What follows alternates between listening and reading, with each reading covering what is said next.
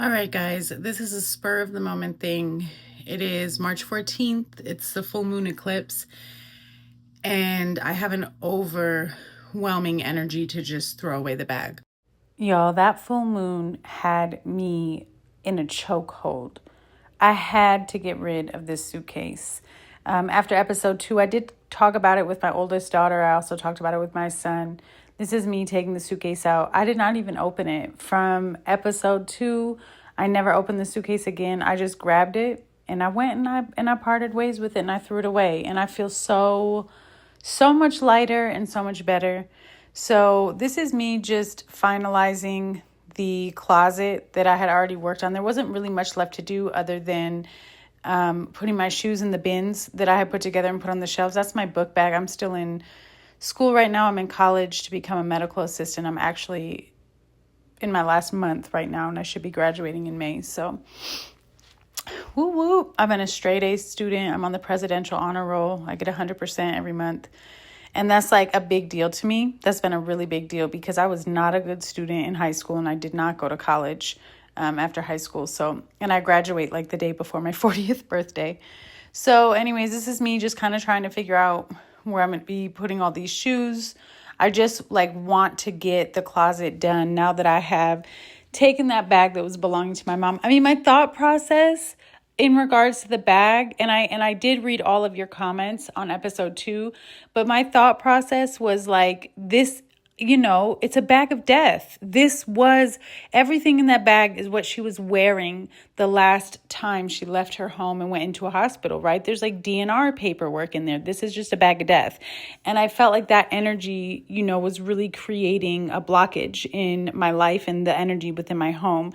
It's crazy because it was in my closet, but you can feel the space now that it's gone. There's my closet. That's the final look for now. I've ordered a few things that I'm waiting to come from Amazon, and I'll show you that once it's completely done. This is just me praying, cleansing, clearing out all the energy, a little Palo Santo, and then I'm going to move on to my dresser. I told you guys there's just so much stuff that I want to deep clean, a little cleanse for you too. So this is the next day. I'm kind of weird about how I clean. So although I'm doing my dresser, I just really wanted to start with the window in the door. And so I'm just cleaning it. I just wanted to wash it. So I don't know if you guys watched episode 1 and 2, and you guys are just going to have to get used to it. My memory from the anxiety of the grief is still I struggle with memory right now. It's one of the biggest things I'm trying to work on.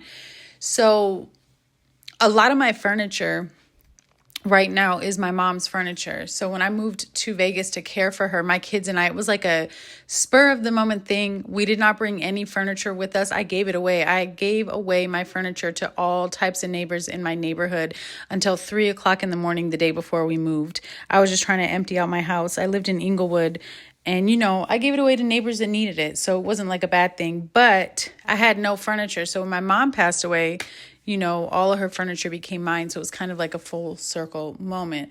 I am going to be keeping her dresser. My long-term plan, even though I'm cleaning it out, is I've picked out some furniture paint and some new handles for the dresser. So I'm going to refurbish it to change the look. But her bed and the bedside tables and a couple other items I'll be getting rid of as we go through this journey of cleansing out my home, releasing energy, and going through this grief journey. And you guys can just kind of be along and see the transformation process. You know what I'm saying? So it looks like I was struggling with cleaning the window. But so I'm on the ground floor and I'm right by the parking lot. And believe it or not, there's so much dust that comes in from the outside. And these windows sometimes are just awful.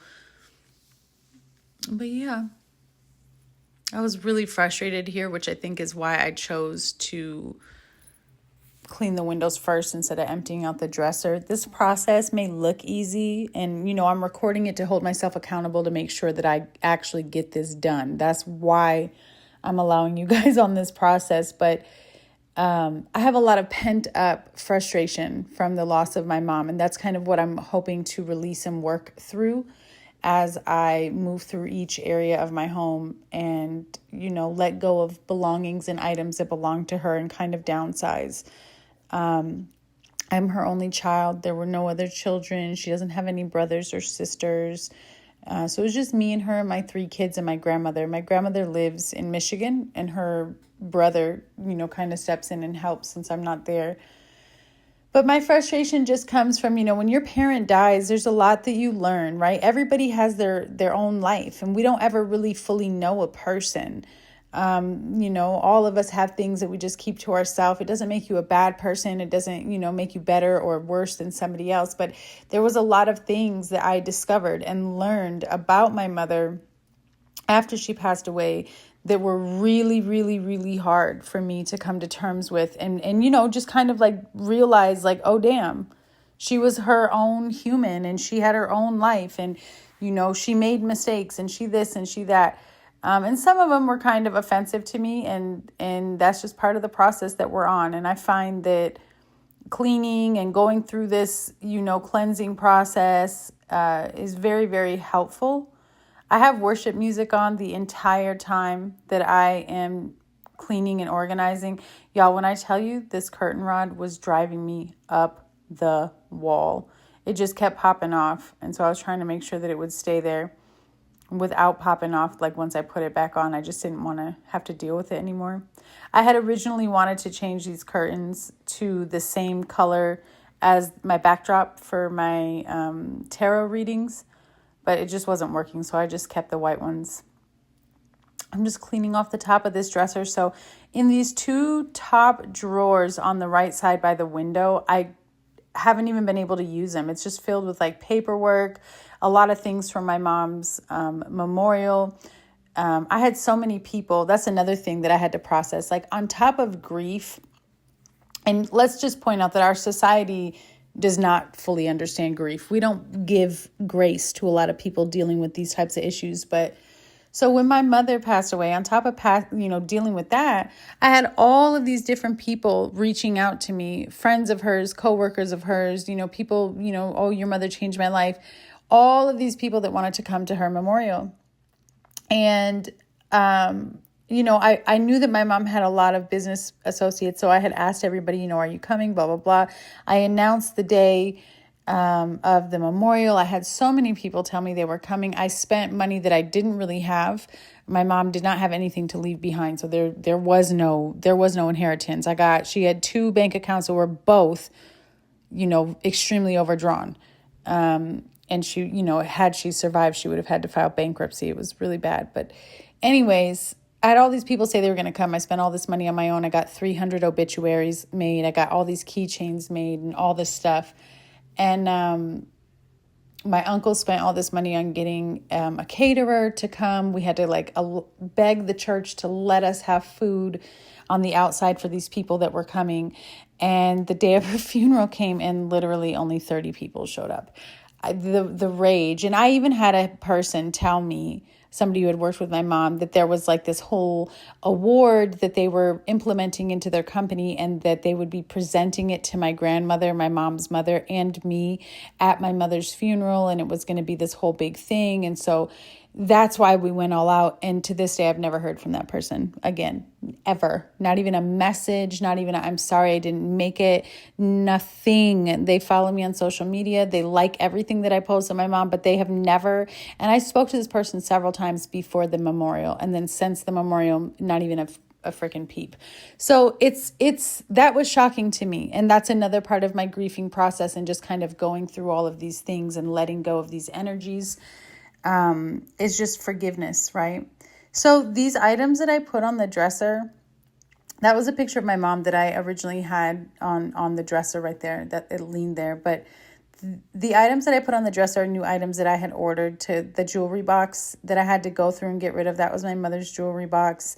I saved some of the jewelry in a Ziploc bag to be able to give to my children.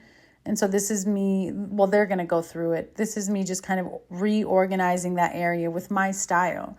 And I think that's such an important process too, is I had all of her belongings, right? And so a part of me in my own space and in my own room just didn't feel like this was my space, right? Because it's not to my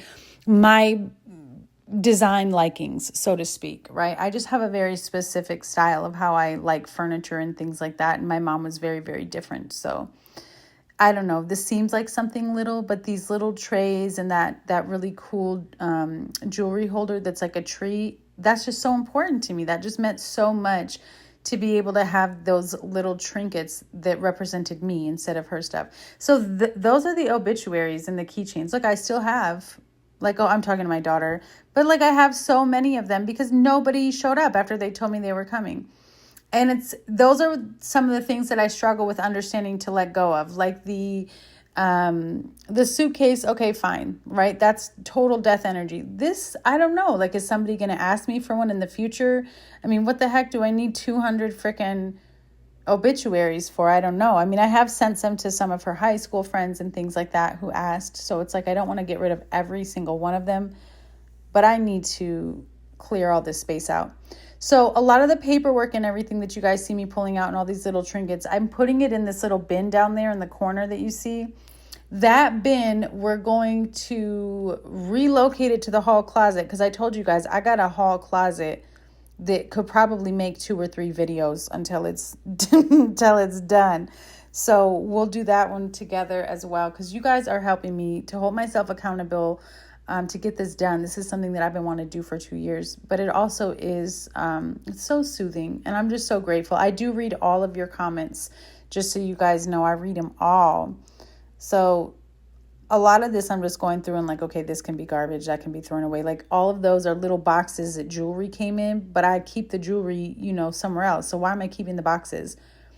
It's nice now because this was filmed, I think around the 15th or 16th, like around the full moon of March. And now I'm able to use all 3 of those top drawers. I have one for socks, one for underwear. The other one is for like sports bras and stuff like that. So I really like that. That just makes me feel, it's more spacious. I feel just better. You know what I mean? Everything isn't cluttered. There's no, it just feels so much better. And what is up with all these extra cords? I swear to you, every time I open up something and go to organize an area, a room, a drawer, it doesn't matter. There's like 100 different electric cords. I don't even know what they go to. I've never had that many phones in my life. What are all these cords? So I'm just trying to decide right now what's garbage, what goes in this bin. Because when we get to that hall closet, ooh, baby, y'all better get your popcorn. There's so much stuff in there. I have paperwork from like 7-10 years ago, files. We just need to get a shredder and just shred it. Oh, look at me. That was me when I was 18. That was my senior year of high school. That's my junior year of high school, me and my mom. And I'm 15 there. The first picture was me and my doggie. That was a Dalmatian. When I was 18, I was a senior in high school. Her name was Kelsey. And I actually had a vision of her and my uncle arriving in the hospice room when my mother was transitioning to pick her up. And I remember telling my mom, it's okay, Mama. Let go. Uncle David and Kelsey are here. But yeah, thanks for joining me. I actually have some ideas and topics of what to talk about in the next video that don't pertain to what I'm doing. But I'll see you guys soon. Look at that. Look at that finished result. Look at how just crisp and clear that energy is. Isn't that pretty? I love it. All that stuff's from TJ Maxx. Yes, sir, it is. Except for the light. The light I got at a crystal shop in Los Angeles. Love you. Bye.